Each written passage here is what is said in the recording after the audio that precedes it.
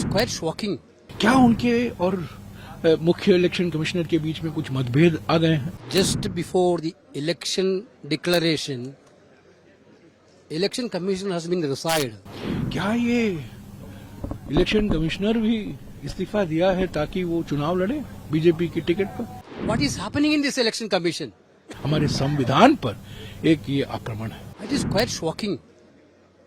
Just before the election declaration, election commission has been resigned from that post. Now only one chief election commissioner is there to conduct the election.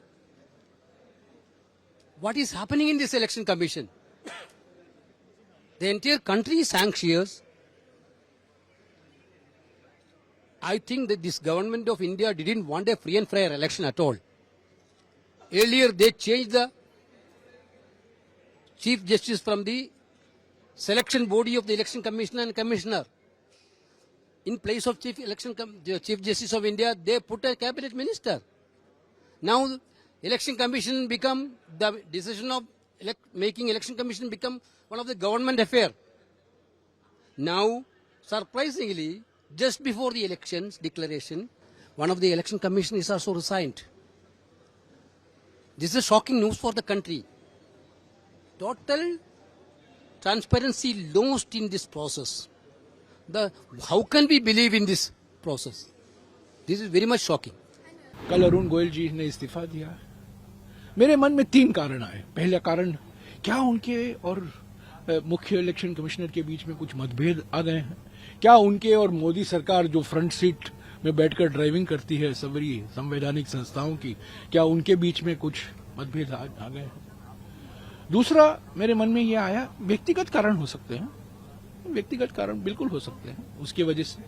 पर तीसरा कारण ये भी मेरे मन में आया, अभी अभी कलकत्ता के हाई कोर्ट के जज ने इस्तीफा दे दिया और अगले दिन बीजेपी में वो शामिल हो गए और बीजेपी की चुनाव लड़ने की उन्होंने घोषणा की। क्या ये इलेक्शन कमिश्नर भी इस्तीफा दिया है ताकि वो चुनाव लड़े बीजेपी की टिकट पर? ये भी हो सकता है।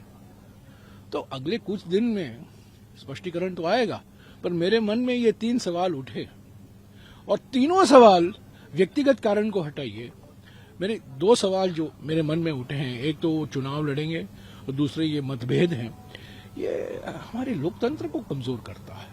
ये लोकतंत्र पर एक आक्रमण है और रोज मोदी सरकार की ओर से, उनके प्रधानमंत्री के बयानों से, प्रधानमंत्री के कार्यों से हमारे लोकतंत्र पर बहुत गहरा चोट पहुंचता है।